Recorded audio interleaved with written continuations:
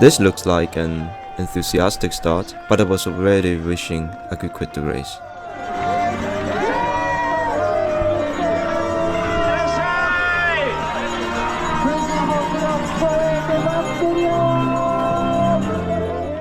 The Mount Fuji 100 is a 100 miles ultramarathon that runs in a big circle around the famous Mount Fuji, an idea quite similar to UTMB Mont Blanc, to which it used to be a sister race until a branding dispute, which I'm not going to go into. This year the race starts at midnight. I arrived in Fujinomiya the night before in the rain, but the next day the weather was wonderful, the view of Mount Fuji was spectacular, and the race pack pickup was smooth.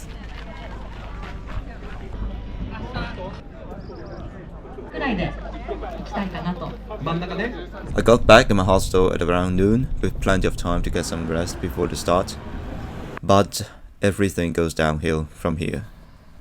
Because I didn't have my own transportation, I had to rely on the buses provided by the race organizer. The strange thing was I had to leave my hostel 6 hours before the midnight start, only to arrive at the starting line 3.5 hours early. It was an open field, cold and windy. I definitely did not prepare for that. Other runners had a lot of things packed just for waiting in the cold before the race. The extra clothing, the sheets they laid on the grass to lie on, the real food to munch on, the different kind of drinks to sip on. But everybody was just sitting around to simply wait, doing nothing. Shivering in the cold, I already wanted to quit. I wondered if this was all by design to make the runners suffer so much pre-race, as some kind of psychological game, or simply bad arrangement. As my feet and my hands were already numb 2 hours before midnight, I could only find comfort in the thought that this pre-race pain would make the pain that's bound to come during the race feel somewhat better in comparison.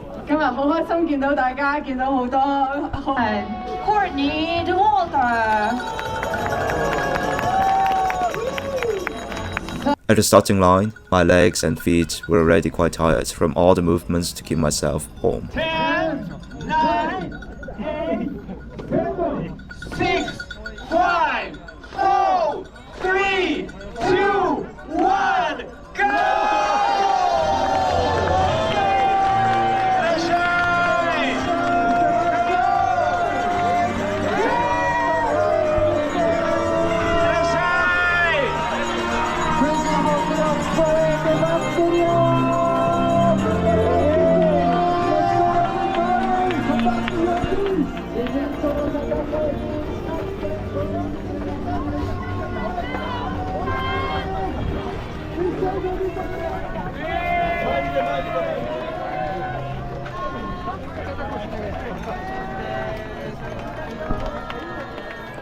Perhaps the long wait was really by design. Once I started running, I warmed up almost immediately and had to pull down my arm sleeves. I was feeling much better. This was my second 100 miles ultra. The big concern for me was not being able to finish, but how to manage the long distances between each aid station in this race. For instance, the first aid station was more than 26 kilometers from the starting line, which was a daunting distance. Luckily, this was mostly tarmac or wide dirt road, mostly flat or downhill, very runnable. Once we got on trail, I felt I was running slower than I would like. But the trail was kind of narrow, so it's not easy to pass people, and we were still running in a big group, so passing the runner in front of me was not going to bring me much gain in position. As I was observing the Japanese runners around me, it appeared to me that they tend to move very slowly on the uphill and extremely carefully on the descent on stairs. This observation made me feel more confident about my upcoming performance in the race. It took me almost 2 hours and 40 minutes to cover the first leg of the race, 20 minutes ahead of my own very rough schedule. The aid stations in this race didn't have much: water, limited supply of coke, amino vital sports drink, coffee or tea, buns with red bean paste or custard on the inside, candies of largely the same flavor, chocolate bites that looked quite unappealing. At some aid stations you could have something special like fried noodles or soup, otherwise the things they had were very monotonous. So the thought of reaching the next aid station hardly brought me any additional motivation to run. As someone who didn't usually have a strict fueling schedule, the aid station set up in this race also left me terribly underfueled later on in the race.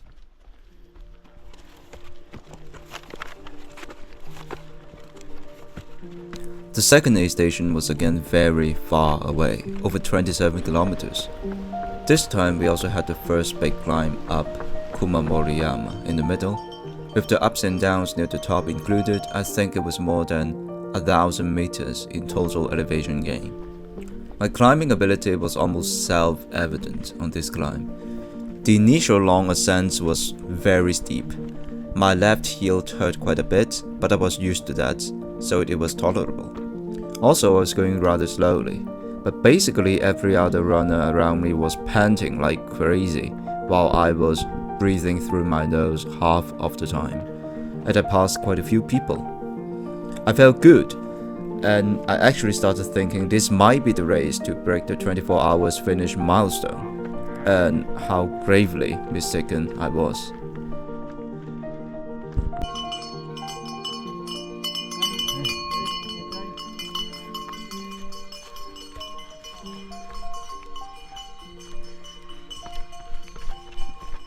It was not even 4:30 in the morning. The sun has already started to reveal itself behind Mount Fuji. The view was magnificent.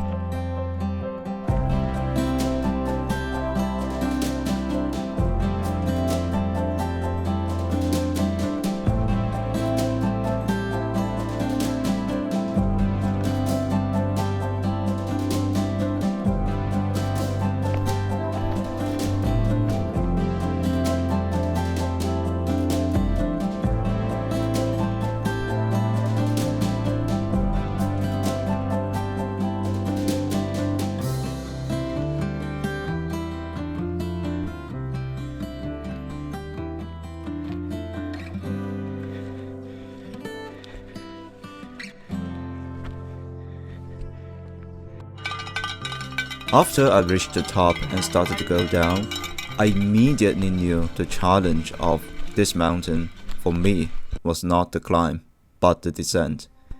It was steep in many places, technical terrain with interlocked tree roots, but the biggest problem for me was the slippery black mud. On some steep descents, your feet simply sank into the mud. And given that it rained the day before, the tree roots were slippery when wet.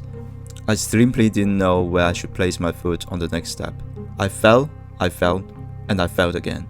I must have fallen around 20 times on this descent. Luckily, the mud was very soft. I only got some scratches on my arms. This descent was extremely demoralizing. Many other runners were bouncing downhill just fine, but I was going very slowly.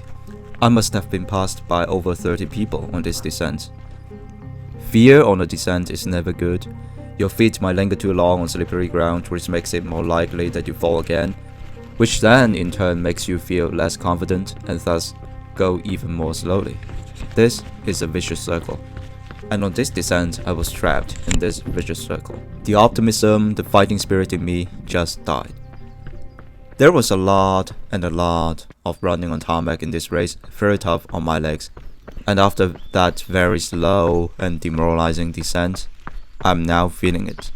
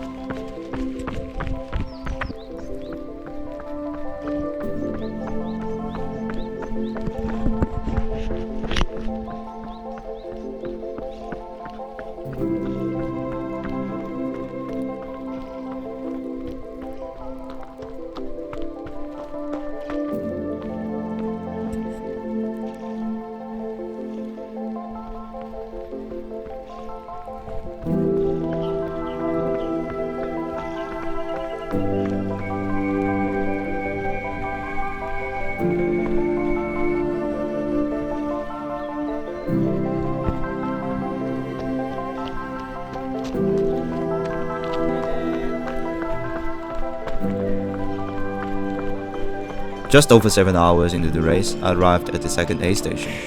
Looking back, I wonder if all the other aid stations had been like this one, there might have been a chance for me to stick it out until the end. Here it's in a big cover area. It had a fireplace for those who felt cold. It had the advertised Fujinomiya yakisoba, some kind of fried noodles, a local specialty, and mochi. My morale was very low, my feet hurt, my left heel was trashed, but I thought I could go on. The worst seemed to be over.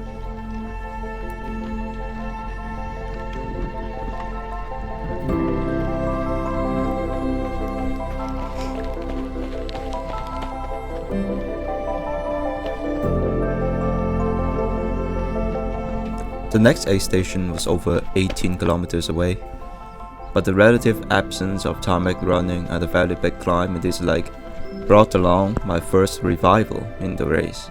Although it was only 8 AM, sunlight was everywhere. It was getting hot. I was tired and running along very slowly, but I felt like I could go on like this forever. My impression was that Japanese runners rarely talk to each other on the trail. It's always very quiet. So the whole journey had a sense of solitude, even if you happen to be moving in a group of people. Sometimes this felt good, it's just you and nature. Sometimes it could feel quite lonely.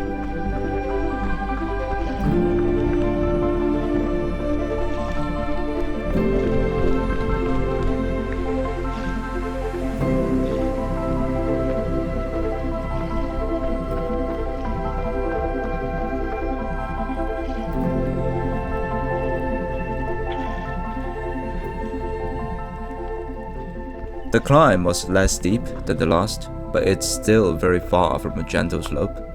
I was going up at a very sustainable pace and ended up passing several people on the way. This was a morale boost. Close to the top, the view was magnificent. Mount Fuji was right there in full view.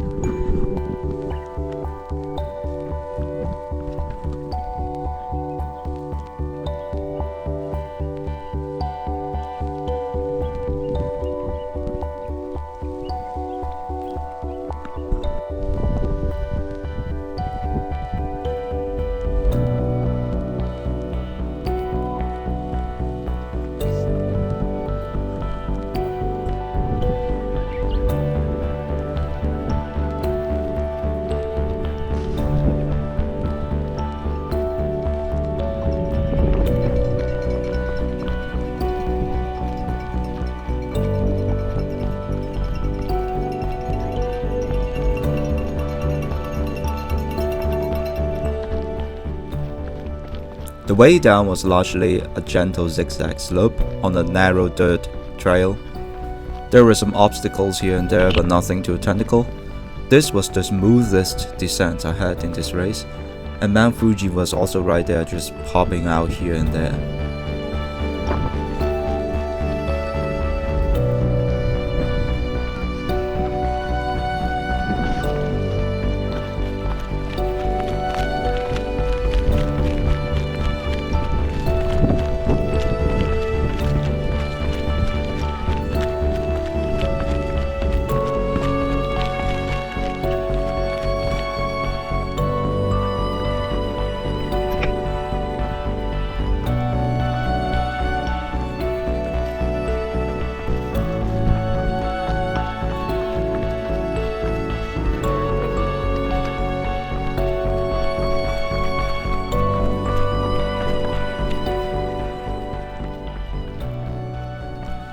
Just as I reached the bottom of the hill, I started to feel some unease in my stomach.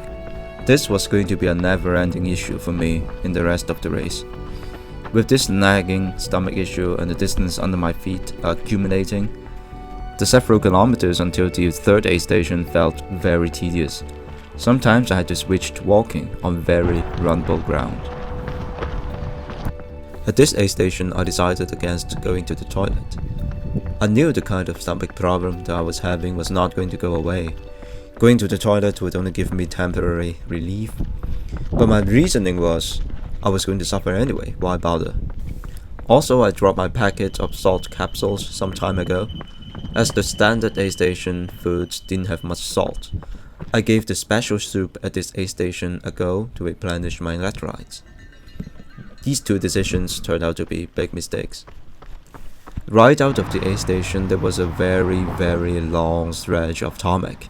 My stomach couldn't stand the impact anymore. I was rushing to the toilet. But the problem was the next aid station was more than 20 kilometers away.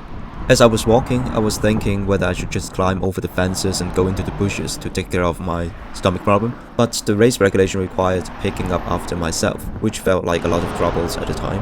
I had serious thoughts of dropping out, but the problem was, although I was on the side of a rather busy road, I had no transportation to go to the next town. Dropping out was not going to help either. But I was lucky this time. The next off-road stretch was in some kind of a country park, and at the entrance of the park, there was a toilet. A dirty one. Just like I thought it would be, it gave me temporary relief, but the stomach issue was still there. But once I was done, I could run again. A hill came along almost immediately, with less than 300 meters of elevation gain. But uphill was kind of my forte. I passed some people who had passed me before on the road. I felt much better. This was sort of my second revival in this race.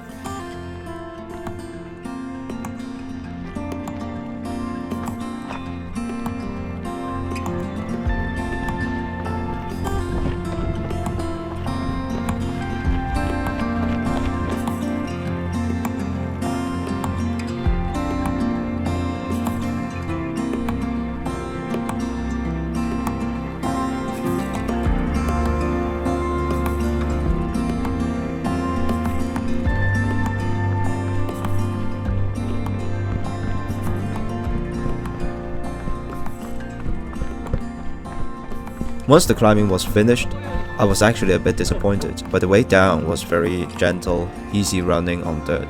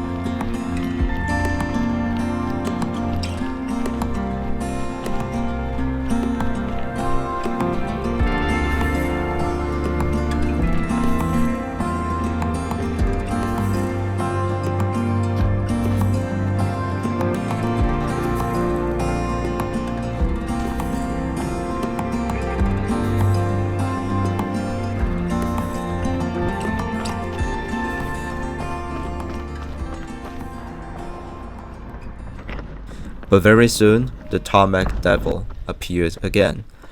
I was hoping that every turn would bring into view a dirt trail, but no. This section of road running turned out to be almost 10 kilometers long. With my feet hurting and my legs hurting and my stomach acting up again, I simply gave up running. In hindsight, I think I was sort of bonking at this point as well.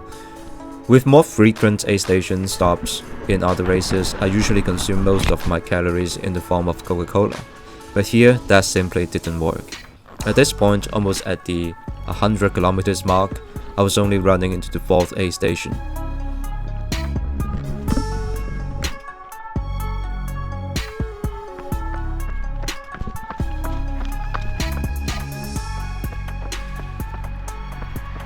The 4th aid station was also the finish line and where we could get back our drop bags, so it's the midpoint aid station. Although I didn't have any kind of treats or a new pair of shoes in my drop bag, I was hoping this midpoint aid station would have ample supplies of food. But I was terribly wrong. The food stand was outside the big stadium and was very minimalist. The staff even refused to fill up my soft flask with Coke, saying that they were running short. I envy those people who prepare instant noodles for themselves in their drop bags, or those who had a crew waiting for them. I really wanted to give up at this point, but I reminded myself I went into this aid station 14 hours and 30 minutes into the race, and I had only 70 kilometers to go. I still had a good chance of finishing in under 30 hours. So I kept going. I skipped the toilet again. I didn't want to have temporary relief only. I felt very dirty as well, but I didn't even wash my face. I was really in this all or nothing mindset.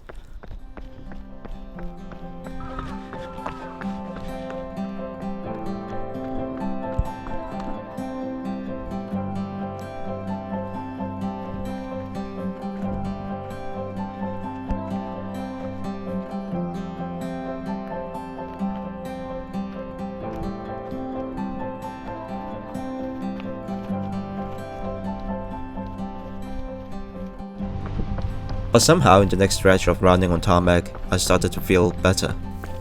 I was trying to focus just on the present. Forget the unease in my stomach, don't pay any attention to the pain in my legs, don't think about the time or the pace, just run. That really helped. My mind went into a state of emptiness. It was a good kind of emptiness. Unfortunately, this state of calm didn't last long.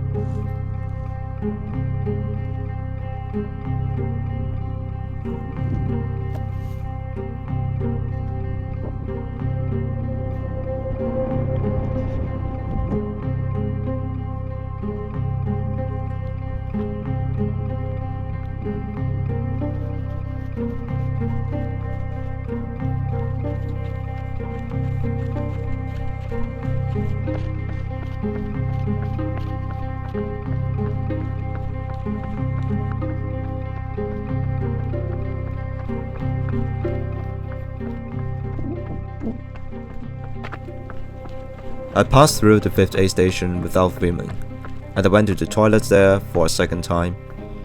I was in survival mode.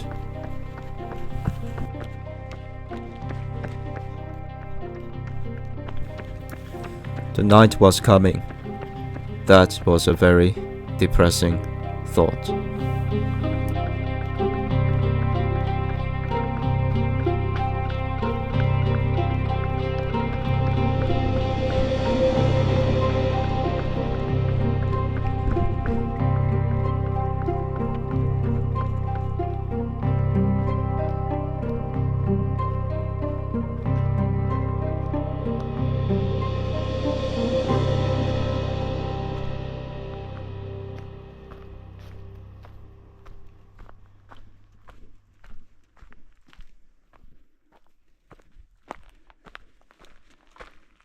The next aid station was only 9.5 kilometers away, the shortest distance between aid stations in this race.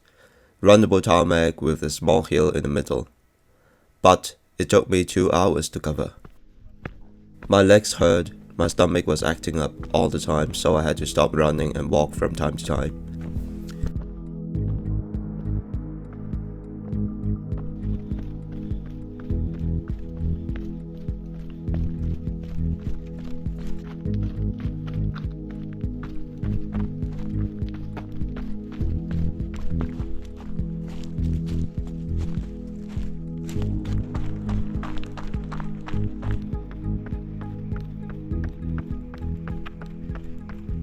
At the 6th aid station, I skipped toilet again.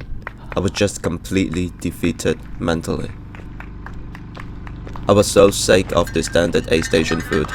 Those red bean buns were utterly disgusting.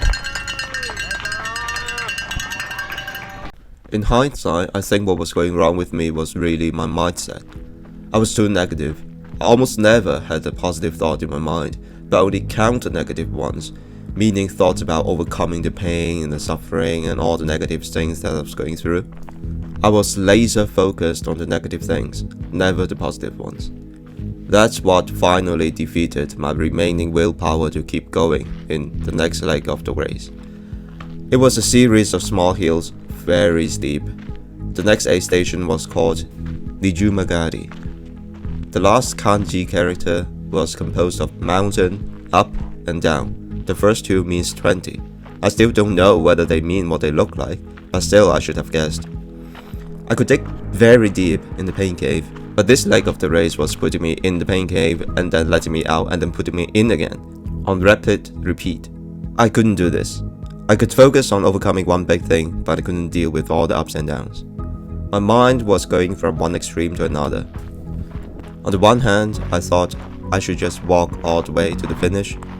I had less than 40 kilometers left and more than 20 hours before the final cutoff. I had time.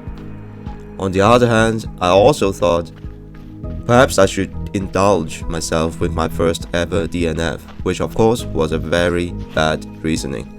Doing something for the first time is almost never in itself a reason for doing that thing.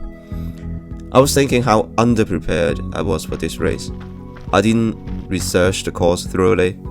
I didn't have a fueling plan. I didn't make good use of my drop bag. Perhaps I simply deserved to fail. I was also feeling terribly lonely in the dark. The Japanese runners, they almost never respond to English, so I didn't talk to anyone at all after almost 24 hours. That's my fault, of course. I didn't even try to pick up some Japanese. And many runners had their crew to support them, their loved ones waiting for them at the finish line. Me, I was just there fighting with the cruel and immovable mountain. At the end, I had my mind set on dropping out. So I stopped trying to run, even on easy downhills. The tricky thing was the next aid station was the one that prohibited dropping out without a reason. You need to have a medical problem. And I sort of did. At the end, I showed them my very swollen left heel with what I think was insertional Achilles tendonitis. And then, very quickly, very suddenly, it's done. My first DNF.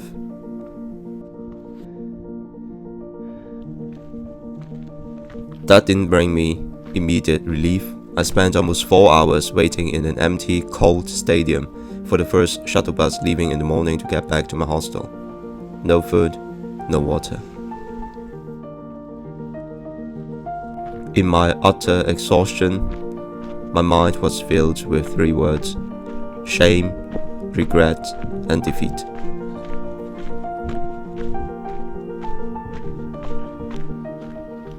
A second chance is not always available, but I do have one. UTMB Mont Blanc this year. I hope I won't need another second chance in September.